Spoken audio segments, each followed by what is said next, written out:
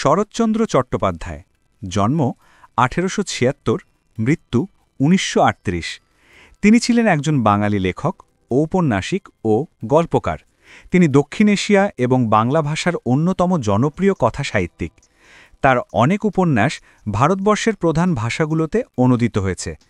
বাংলা সাহিত্যের ইতিহাসে অপ্রতিদ্বন্দ্বী জনপ্রিয়তার জন্য তিনি অপরাজেয় কথাশিল্পী নামে খ্যাত।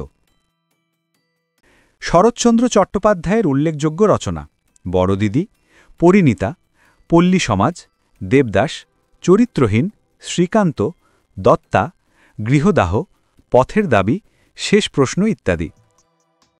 শরৎচন্দ্র চট্টোপাধ্যায় সম্পর্কিত বিসিএস পরীক্ষার প্রশ্নসমূহ: